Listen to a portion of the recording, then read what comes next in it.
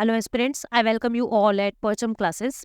आज की क्लास के अंदर हम लोगों को क्या करना है, जो अभी लास्ट वीक गया है, ये जो बीता है जुलाई का last week, from 23 July to 31 July, जितने भी इकोनॉमिक और फाइनेंस की न्यूज़ आई है इस हफ्ते में, उन सबको हमें आज की क्लास में डिस्कस करना है। ठीक है, और आपको पता है ये तो वीकली के हिसाब से हम लाते हैं। फिर एक सेशन आएगा जिसके अंदर चारों मंथ के यानी कंप्लीट जुलाई का करंट अफेयर इकोनॉमी और फाइनेंस का वो कंपाइल करके हम पढ़ेंगे। वो सिर्फ रिवीजन पर्पस से होता है, डिटेल में हम इस सेशन में देखते हैं। और फिर मंथली जो आएगा जिसमें चारों हफ्तों की सारी न्यूज़ कवर होंगी, वो क्विक रिवीजन की टाइप से हम लोग डिस्कस करते हैं। पिछले मंथ हम लोगों ने लॉन्च किया था, इस मंथ फिर से पूरी जुलाई की न्यूज़ जो है एक जगह कंपाइल होगी। तो अभी लास्ट वीक की न्यूज़ करते हैं। आगे बढ़ने से पहले करंट अफेयर रफ्तार के बारे में आपको बता रही हूँ। 6 महीने की हेडलाइंस, जनवरी 2023 से जून 2023 की जितनी भी करंट अफेयर्स हुए हैं, उन सब की हेडलाइंस एक ही जगह आपको कंपाइल्ड मिल जाएगी। एग्जाम के अंदर इतना समय नहीं होता कि हम पूरे पूरे आर्टिकल्स पढ़ें। हम लोगों को ऐसा चाहिए कि कोई क्रिस्प बात बता दे, इंडिया का रैंक कितना है, टॉप रैंक कितना है, लास्ट रैंक कितना है, ये इंडेक्स ये रिलीज करता है। मतलब हमको हेडलाइंस चाहिए। भारत ने क्या किया, अमेरिका ने क्या किया, मोदी जी ने किसके साथ क्या डील की, तो वो सारी की सारी जो हेडलाइंस हैं इन सभी थीम्स की, books, authors, appointments, award, obituary, state news, national news, international news, इन सब की एक ही जगह कंपाइल्ड फॉर्मेट में आपको मिल जाएगी। फिर एसएससी जनरल अवेयरनेस का एक कोर्स चल रहा है, एसएससी इकोनॉमी का कोर्स चल रहा है, एसएससी पॉलिटी का कोर्स चल रहा है। अगर आप एनरोल करना चाहते हो इन कोर्सेज पे, तो अभी सभी के सभी हमारे कोर्सेज रिड्यूस्ड प्राइसेस पे ऑलरेडी है।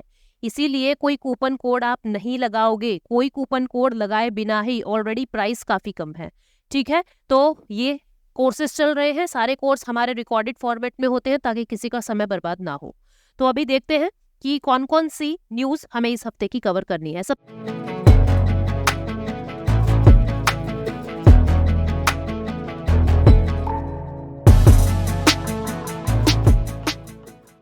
पहली न्यूज़ है, जो इकोनॉमिस्ट हैं वो दो बैंकिंग सिस्टम के बारे में डिस्कस कर रहे हैं। एक बैंकिंग सिस्टम है फुल रिजर्व बैंकिंग, यानी 100% रिजर्व बैंकिंग, यानी जितना पैसा आया 100 का 100% रिजर्व कर लो। और दूसरा है फ्रैक्शनल रिजर्व बैंकिंग, कुछ पैसा रिजर्व कर लो और कुछ पैसा लोन में दे दो। आपको शब्द से ही समझ आ रहा है। ठीक है, तो ये क्या होता है एक बार आप समझ लीजिए। एक तो क्या है full banking, full reserve banking, full reserve banking, और एक है फ्रैक्शनल रिजर्व बैंकिंग। ये दो नए टर्म है न्यूज के अंदर। ठीक है, तो दोनों टर्म से क्वेश्चन बन सकते हैं, स्पेशली यूपीएससी को ऐसे क्वेश्चंस बहुत पसंद आते हैं। अभी देखो, फुल रिजर्व बैंकिंग में क्या होता है, दो तरीके के डिपॉजिट होते हैं। एक होता है डिमांड डिपॉजिट, मैंने जब इकोनॉमी की पूरी प्लेलिस्ट तैयार की थी वहां डिटेल में बताए हैं ये सारे डिपॉजिट्स। और एक होता है टाइम डिपॉजिट। एक होता है डिमांड डिपॉजिट और एक होता है टाइम डिपॉजिट। डिमांड डिपॉजिट क्या होता है, जैसे ही आप डिमांड करोगे आपको आपका डिपॉजिट किया हुआ पैसा तुरंत प्रभाव से वापस मिल जाएगा। फॉर एग्जाम्पल, मैंने करंट अकाउंट खुलवाया था या मेरा सेविंग अकाउंट है, मैंने जैसे ही कमांड किया बैंक को कि मुझे ये पैसा वापस चाहिए, तुरंत प्रभाव से मुझे वो पैसा कार्ड के माध्यम से, अलग अलग सिस्टम सॉफ्टवेयर के माध्यम से, मुझे मेरी सारी ज़रूरतें पूरी हो जाएंगी उस अकाउंट के माध्यम से। This is demand deposit. Time deposit क्या होता है, जैसे एफडी, 5 साल के लिए, 2 साल के लिए, 1 साल के लिए, इतने डेज के लिए आपका पैसा फिक्स हो गया है। अब अगर आपको पैसा बीच में निकालना है तो आपके ऊपर कुछ पेनल्टी लगेगी। ठीक है, ये होता है टाइम डिपॉजिट, एक टाइम पीरियड में बंद जाना। ठीक है, तो ये दो तरीके के डिपॉजिट होते हैं। फुल रिजर्व बैंकिंग सिस्टम में क्या होता है, इस सिस्टम में जो डिमांड डिपॉजिट में आपका जितना पैसा आया है, जैसे आपके करंट अकाउंट में, आपके सेविंग अकाउंट में जितना भी पैसा आया है, वो सारे का सारा पैसा बैंक क्या करता है, रिजर्व कर लेता है, अपने पास रिजर्व कर लेगा और किसी को भी लोन में नहीं देगा, किसी को भी लोन में नहीं देगा। ठीक है, किसी को भी लोन में नहीं देगा। लोन कहाँ से आएगा, फिर लोन के बिना तो बैंक चलते ही नहीं है, बैंक को तो प्रॉफिट लोन से ही होता है। ठीक है ना, तो बैंक अब चलेगा कैसे, बैंक के अंदर जितना भी टाइम डिपॉजिट आता है, बैंक के अंदर जितना भी टाइम डिपॉजिट आता है, उस टाइम डिपॉजिट से बैंक लोन देता है। ठीक है, ऐसा बैंक क्यों करता है, ताकि बैंक रन की प्रॉब्लम कभी ना आए।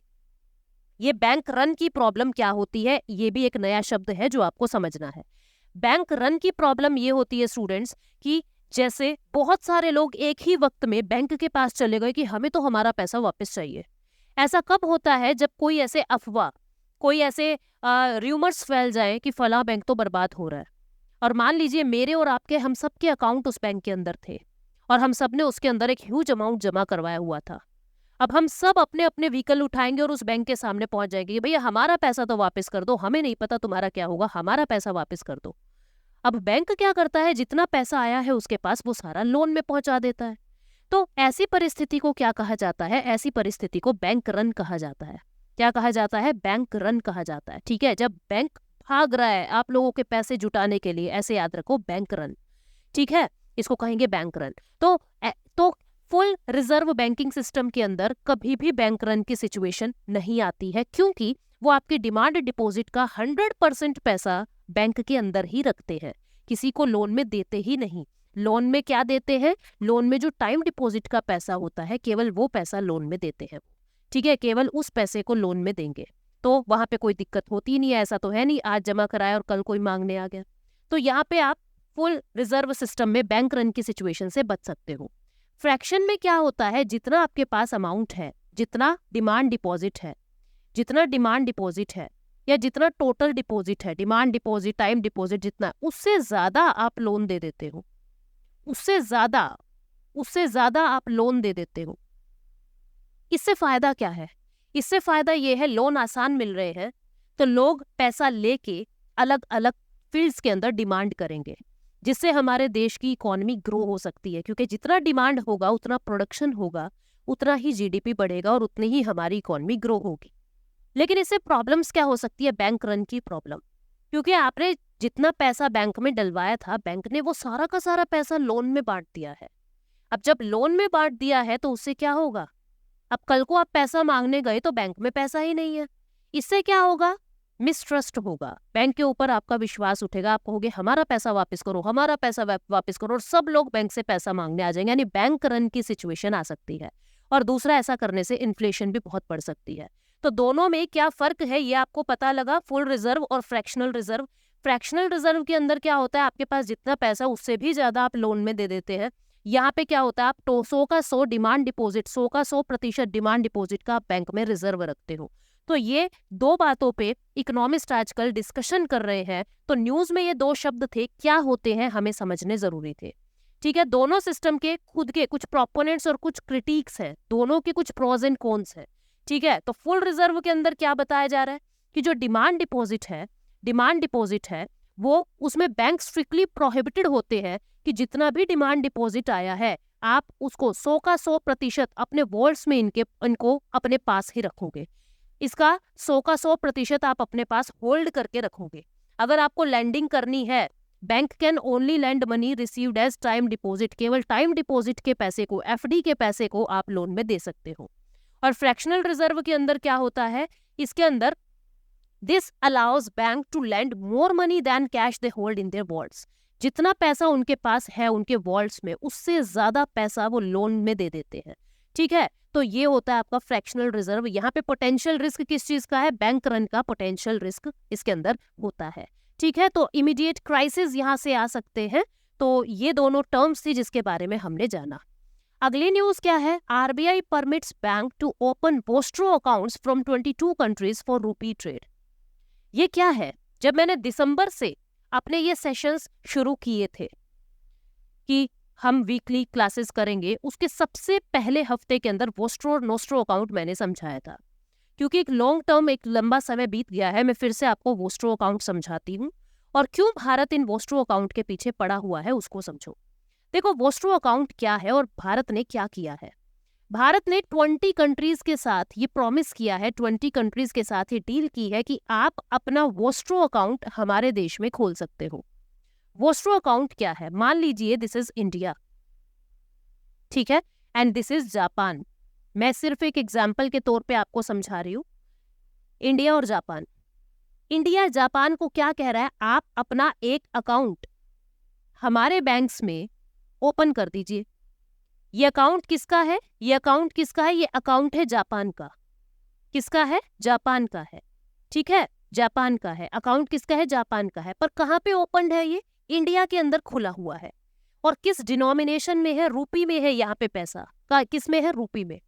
अब मान लीजिए कल को जापान ने इंडिया से एक चॉकलेट मंगवाई, जापान ने कहा भाई हमको एक चॉकलेट दे दीजिए, हम आपसे चॉकलेट खरीदना चाहते हैं। तो अब जापान को कहेंगे हम पेमेंट करो। जापान क्या कहेगा, जो हमारा अकाउंट है वहां से रुपए डिडक्ट कर लो, वहां से रुपी डिडक्ट कर लो। तो व्यापार कौन सी करेंसी में हुआ, रूपी में हुआ। अब मान लीजिए कल को इंडिया ने जापान से एक पेंसिल खरीद ली। इंडिया ने जापान को कहा हम आपके देश की पेंसिल खरीदना चाहते हैं। जापान कहेगा दो पैसे। भारत क्या कहेगा, हम आपके वोस्ट्रो अकाउंट के अंदर इसको डिपॉजिट करवा रहे हैं, अकाउंट तो आपका ही है, हम ये पैसे आपके इस अकाउंट में डाल रहे हैं। यानी हमने रूपी फॉर्म में ही ये पैसा डाल दिया, हमको येन की जरूरत ही नहीं पड़ी। तो इससे क्या हुआ, वोस्ट्रो अकाउंट क्या होता है, फॉरेन कंट्री का अकाउंट अपने देश के अंदर अपनी ही करेंसी में ओपन किया जाता है, ताकि अपने देश की जो डोमेस्टिक करेंसी है वो इंटरनेशनलाइज हो सके और इंटरनेशनल ट्रेड में हम उस रूपी का यूज कर सके। तो न्यूज क्या है, भारत ने अलग अलग 20 देशों के साथ वोस्ट्रो अकाउंट ओपन करने की बात कही है। ठीक है, आई होप आप लोग वोस्ट्रो अकाउंट समझ गए हैं। इकोनॉमी के अंदर ना, पता है आपको कभी भी ऐसे डायरेक्ट वाले फैक्चुअल वाले क्वेश्चन करंट में नहीं मिलेंगे, आपको इंटर रिलेटेड क्वेश्चन मिलेंगे। क्वेश्चन आ जाएगा वोस्ट्रो अकाउंट पे, क्वेश्चन आ जाएगा फुल रिजर्व बैंकिंग सिस्टम पे, क्वेश्चन आ जाएगा फ्रैक्शनल रिजर्व बैंकिंग सिस्टम पे। अब वहां पे क्या होता है, हम लोग स्टैटिक जीके में लगे हुए हैं और क्वेश्चन आ रहा है करंट से, पर किस तरीके से पूछा जा रहा है उसको, चीजों को ध्यान रखना ही स्मार्ट वर्क है। ठीक है, तो टर्म्स को पकड़ना आप लोग और उन टर्म्स को समझते चला करो। तो 22 कंट्रीज के साथ, नॉट 20, 22 कंट्री के साथ हमने ऐसा रूपी ट्रेड करने के लिए वोस्ट्रो अकाउंट ओपन करवा दिए हैं। ठीक है, ये कौन कौन से, किस चीज के लिए, ताकि हमारा बायलैटरल ट्रेड हमारी लोकल करेंसी में हो सके। कौन कौन से ये देश हैं, Bangladesh, Belarus, Botswana, Fiji, Germany, Guyana, Israel, Kazakhstan, Kenya, Malaysia, Maldives and many more. आप देख सकते हो यहाँ पे कौन कौन से देश हैं। ठीक है, हमने उनके साथ MOU साइन किया है 15 जुलाई 2023 को। ठीक है, UAE के सेंट्रल बैंक के साथ मैंने पिछले हफ्ते आपको न्यूज बताई थी कि UAE ने और हमारे RBI ने, दोनों के सेंट्रल बैंक्स के गवर्नर ने एक मीटिंग की, जिसमें कहा कि हम इंटरनेशनल व्यापार जो करेंगे वो डोमेस्टिक करेंसी के अंदर करेंगे। यानी इंडिया और UAE जो व्यापार करेगा अपनी अपनी करेंसी, उनकी थी दिरहम और हमारी है रूपी, हम इसमें ही व्यापार करेंगे। तो भारत क्या कोशिश कर रहा है, अब जितना भी बायलैटरल ट्रेड है हम अपनी डोमेस्टिक करेंसीज में करें, ताकि हमारी डिपेंडेंसी बाकी कंट्रीज के ऊपर खत्म हो जाए।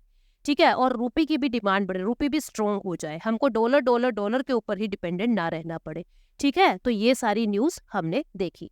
इंडिया का एक्सपोर्ट इंक्रीज हो रहा है 36.6% से, इंपोर्ट भी इंक्रीज हो रहा है 38.8% से। वोस्ट्रो अकाउंट होता क्या है मैंने आपको बताया, ये हमारे डोमेस्टिक बैंक के अंदर होता है, भारत के बैंक में होगा, फॉरेन कंट्री का। ठीक है, हमारी डोमेस्टिक बैंक की करेंसी में, रूपी के अंदर, इसको वोस्ट्रो कहते हैं। वोस्ट्रो का मतलब क्या होता है, योर्स, तुम्हारा अकाउंट किसका है, तुम्हारा। और ऐसा ही एक अकाउंट होता है नोस्ट्रो, जो बिल्कुल रिवर्स है। जब इंडिया अपना कोई खाता विदेशों में खोल रहा है उनकी करेंसी में, उसको कहते हैं नोस्ट्रो। नोस्ट्रो का मतलब क्या होता है, आर्स, मतलब वो खाता हमारा है। वोस्ट्रो अकाउंट का मतलब होता है yours, your account in our country, in are currency. ठीक है, तो ये दोनों न्यूज थी जिसके बारे में हमने डिस्कस किया।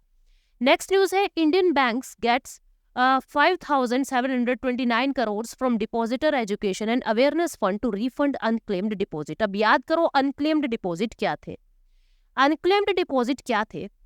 और मैंने आपको न्यूज में भी बताया था कि RBI ने एक कैंपेन चलाया है, 100 days campaign, 100 days 100 pays campaign चलाया है RBI ने। इसके अंदर क्या है कि 100 दिन के अंदर अंदर जो हमारे पब्लिक सेक्टर बैंक्स हैं, उन बैंक्स को जो अनक्लेम्ड डिपॉजिट है वो उनके क्लेमेंट तक पहुंचाने हैं। मतलब जो भी उसका उत्तराधिकारी है, जो भी उसका लीगल हायर होगा उस पैसे का, उस इंसान तक उस पैसे को पहुंचाना। तो जितने बैंक्स हैं उनको RBI ने ये कहा था कि हम एक फंड बना रहे हैं, ठीक है, जिसको हम कह रहे हैं department education and awareness fund. इस फंड के अंदर जिस बैंक का जितना भी अनक्लेम्ड डिपॉजिट है, अनक्लेम्ड डिपॉजिट क्या होता है, ऐसा अकाउंट जो पिछले 10 साल से छेड़ा ही नहीं गया, पिछले 10 years से ना तो उसके अंदर कुछ डिपॉजिट कराया ना ही उससे कुछ विड्रॉ कराया, उसको कहते हैं अनक्लेम्ड डिपॉजिट। तो RBI ने क्या कहा सभी बैंकों को, ये आपके पास 100 days है, आपके पास जितना भी अनक्लेम्ड डिपॉजिट है वो सारा अनक्लेम्ड डिपॉजिट आप इस अकाउंट में डाल दें। तो अब ये कहा गया है कि जो भी पैसा आया था अब उस पैसे को इकट्ठा करके आरबीआई ने देख लिया कितना पैसा है, अब बैंक्स को दिया जा रहा है और कहा जा रहा है कि इनको इनके लीगल हायर के पास पहुंचाया जाए। तो 7,529 करोड़ रुपए इस अकाउंट में से 7,529 करोड़ रुपए बैंक्स को दिए गए हैं कि आप इसके लीगल हायर तक ये पैसा पहुंचा दें। 5,729। ठीक है, ये आरबीआई की आउटलाइंस थी, हेडलाइंस, जो भी इंपॉर्टेंट इंस्ट्रक्शन आरबीआई को देनी थी वो सारी बातें यहाँ पे लिखी हुई है। क्या कहा, अनक्लेम्ड डिपॉजिट होता क्या है? जो अकाउंट 10 साल से इनऑपरेटिव है, इनएक्टिव है, उनको कहते हैं। राइटफुल क्लेमेंट तक वो पैसा हमें पहुंचाना है। अनक्लेम्ड डिपॉजिट के लिए एक पॉलिसी बनानी है, अप्रूव्ड पॉलिसी बनानी है, और एक ग्रीवेंस रिड्रेसल मैकेनिज्म बनाना है, और एक पोर्टल बनाना है जहां पे इंसान अपने अनक्लेम्ड डिपॉजिट्स के बारे में पता कर सकता है। कोई एक इंसान बैंक में कितना अनक्लेम्ड डिपॉजिट है उसके बारे में पता कर सकता है, ठीक है, और अपनी ग्रीवेंसेस पूछ सकता है। ये सारी बातें यहाँ पे आरबीआई ने कही है, बैंक्स को एडवाइस किया है कि हमको ऐसा काम करना होगा। ठीक है, नेक्स्ट न्यूज है, फोन पे introduces an income tax payment feature on it's app. Phone पे बहुत कुछ कर रहा है। एक तो ये इंडिया का सबसे बड़ा, सबसे largest unified payment interface platform है। इंडिया का सबसे बड़ा, सेकंड नंबर पे है गूगल पे, फर्स्ट पे है फोन पे, सेकंड नंबर पे पेटीएम, सेकंड नंबर पे है पेटीएम। आई थिंक गूगल पे या पेटीएम, समथिंग, कोई दोनों में से एक है, पेटीएम पाएगा। फोन पे ये होमवर्क देती हूँ मैं आपको भी और खुद के लिए भी कि सेकंड नंबर पे कौन है। फोन पे फर्स्ट नंबर पे है, इंडिया का लार्जेस्ट यूपीआई है। सेकंड नंबर पे कौन है मैं भी देखूंगी, आप भी देखना, ठीक है। तो फोन पे इनकम टैक्स पेमेंट के फीचर को लेके आ रहा है। अच्छा, फोन पे ने पिछले हफ्ते क्या किया था? फोन पे ने पिछले हफ्ते ये किया था कि इसने अपनी पॉइंट ऑफ स्केल मशीन्स जो है मर्चेंट्स के पास रखवा दी थी। मतलब अभी तक तो फोन पे ऐसे था, मोबाइल के अंदर स्कैन कर रहे हो और पैसा पे कर रहे हो।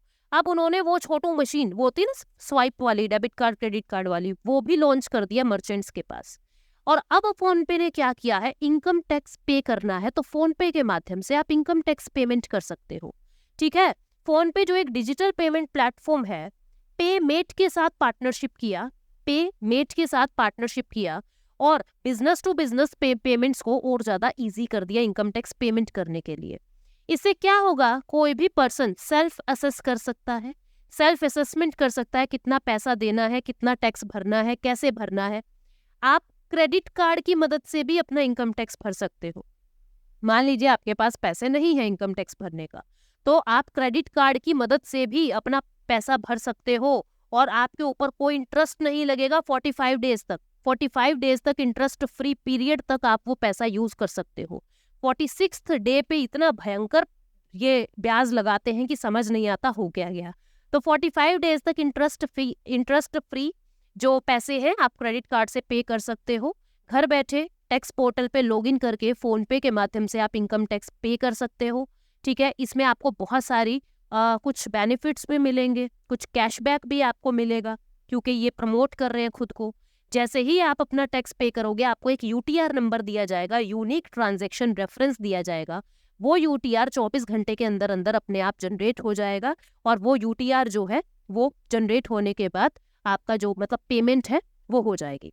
ठीक है, तो फोन पे फर्स्ट लार्जेस्ट यूपीआई प्लेटफॉर्म है, इसके बारे में हमने बात की। फोन पे 2015 में स्टैब्लिश हुआ, मुंबई महाराष्ट्र के अंदर इसका हेडक्वार्टर है। इसके फाउंडर सीईओ समीर निगम है।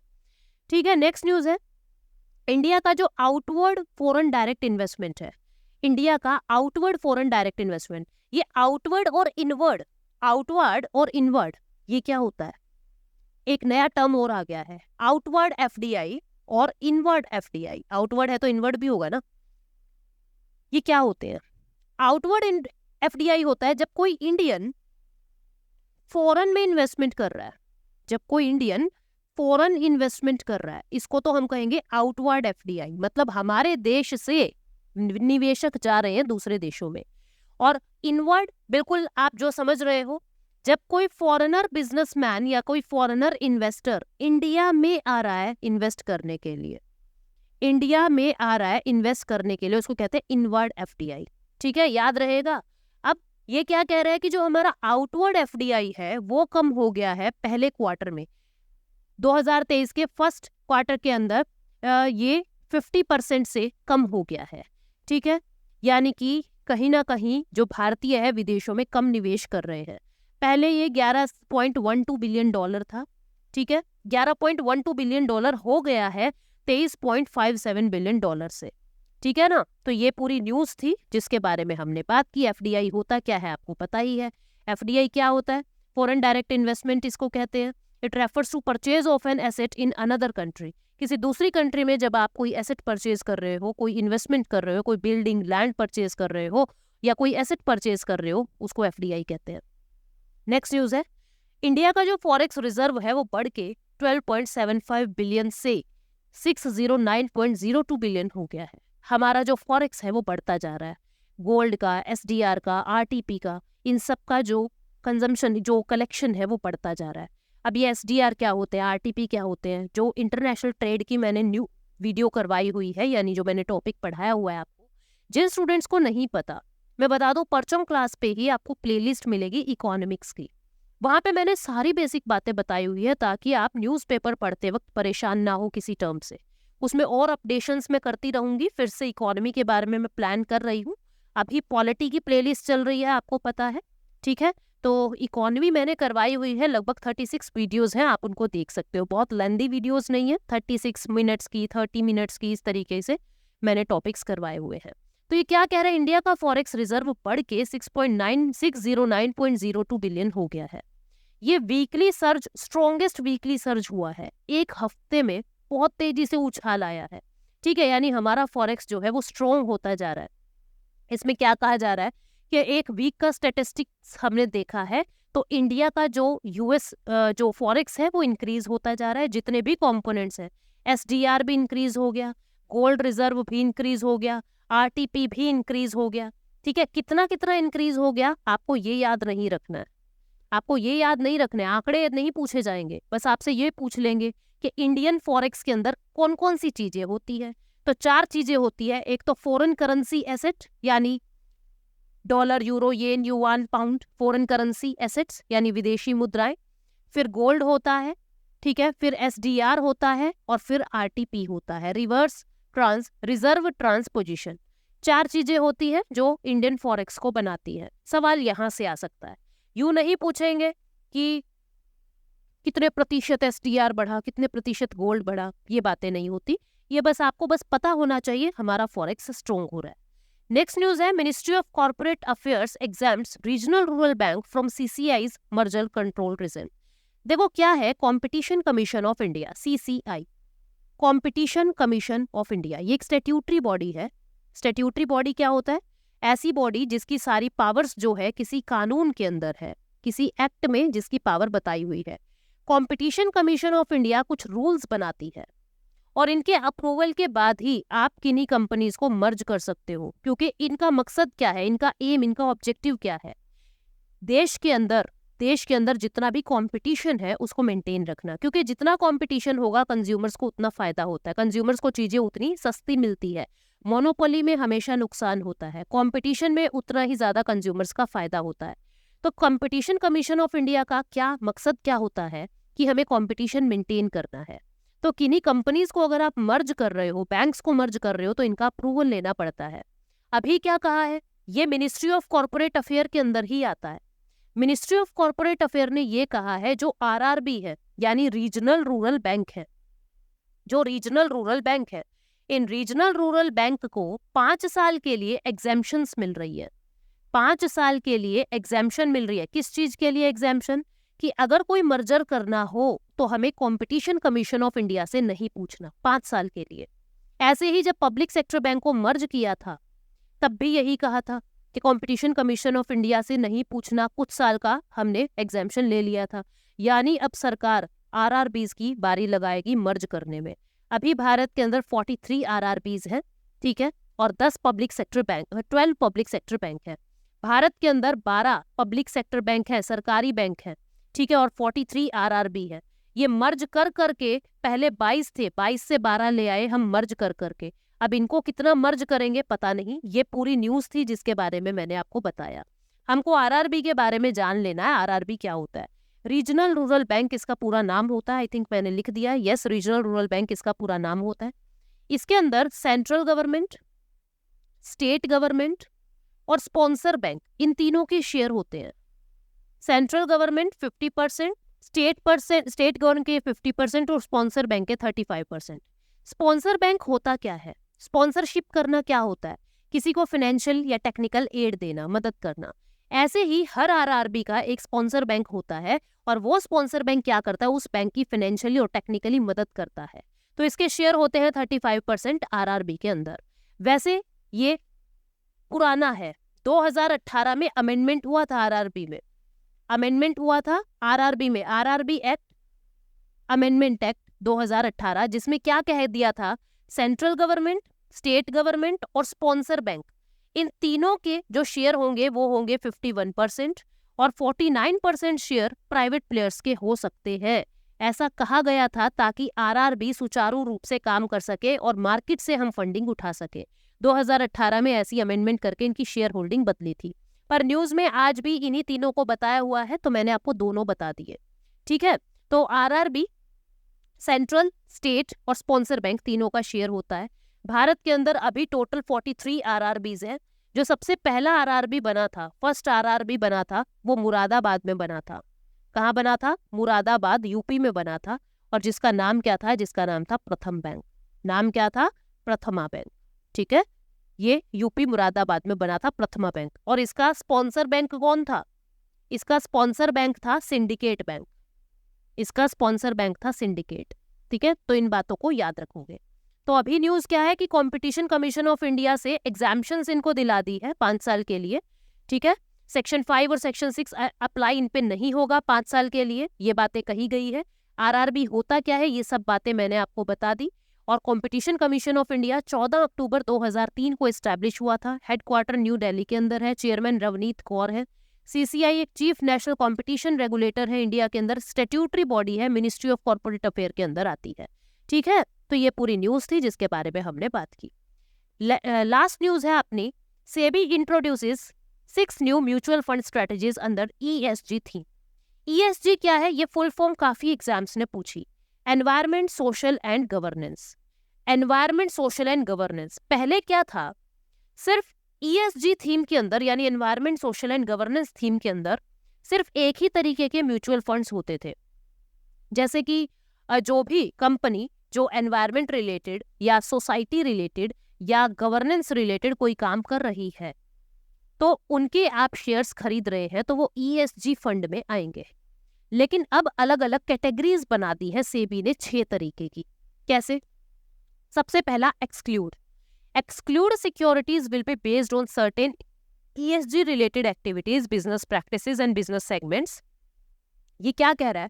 कह रहा है कि हमको कुछ एक्सक्लूजन करने हैं, पैसा लगाते हुए कुछ कंपनीज को एक्सक्लूड करना है। जब आप म्यूचुअल फंड खरीद रहे हैं तो आपको ये ध्यान देना है कि हम XYZ मतलब इन कंपनीज के शेयर्स ना खरीदें, क्योंकि हमें उनको एक्सक्लूड करना है। वो ऐसी कंपनीज है जो एनवायरमेंट पे एडवर्स इम्पैक्ट डाल रही है, बुरा इम्पैक्ट डाल रही है। तो एक तो एक्सक्लूजन को हमें ध्यान में रखना है। दूसरा, इंटीग्रेशन क्या है? ये ऐसा थीम्ड फंड है जो ESG रिलेटेड फैक्टर्स को इंटीग्रेट करने में काम कर रहा है। ऐसी इंडस्ट्रीज, ऐसा इन्वेस्टमेंट जो एनवायरमेंट, सोसाइटी और गवर्नेंस से रिलेटेड जितने भी फैक्टर्स आते हैं उन सबको इंटीग्रेट करने में काम आएगा। तो ये म्यूचुअल फंड जो है वो इस तर्ज पे बनाए जाएंगे। Best in class and positive screening, ये क्या है? इसमें ऐसी कंपनीज में इन्वेस्ट किया जा रहा है जहां पे, मतलब ये तीसरी कैटेगरी बनाती है, जहां पे परफॉर्मेंस देखी जा रही है कि कोई कंपनी एनवायरमेंट, सोसाइटी और गवर्नेंस में कितना ज्यादा अच्छा परफॉर्म कर रही है। उस हिसाब से आप उसके म्यूचुअल फंड्स खरीदेंगे। देन इम्पैक्ट पॉजिटिव पड़ रहा है क्या एनवायरमेंट पे, नेगेटिव पड़ रहा है? आपने जहां पैसा लगाया है वो कंपनी सस्टेनेबल है या नहीं है, तो उस चीज की 5वीं कैटेगरी बना दी। 6ठी कैटेगरी, ट्रांजिशन और ट्रांजिशन रिलेटेड, मतलब कि जो एनवायरमेंटल ट्रांजिशंस है वो कैसे हो रहे हैं, बुरे से अच्छा हो रहा है, अच्छे से बुरा हो रहा है, क्या हो रहा है, ट्रांजिशंस कैसा हो रहा है, उस लिहाज को देखते हुए म्यूचुअल फंड्स में पैसा लगाना। तो ये 6 कैटेगरी जो है वो कर दी गई है, सेबी ने नई 6 कैटेगरी लॉन्च कर दी है। अब ये क्वेश्चन ऑफ द डे आप लोगों के लिए है वोस्ट्रो अकाउंट के बारे में। ये अकाउंट आपकी डोमेस्टिक करेंसी में डिनोमिनेटेड होगा, पहली स्टेटमेंट। दूसरी स्टेटमेंट, इससे डोमेस्टिक करेंसी इंटरनेशनलाइज होगी। तीसरी स्टेटमेंट, इससे दूसरे नेशंस पे हमारी डिपेंडेंसी कम हो जाएगी। आपको करेक्ट ऑप्शन छांटना है 1 and 2, 2 and 3, 1, 2, 3, 1 and 3। I hope आप लोग इसका आंसर बिल्कुल सही देंगे और आपको इस सीरीज से फायदा मिला। अब मिलेंगे हम मंथली न्यूज में, जहां जुलाई का पूरे मंथ का कंपाइलेशन मिलेगा। ठीक है, thank you so much, take care, bye bye.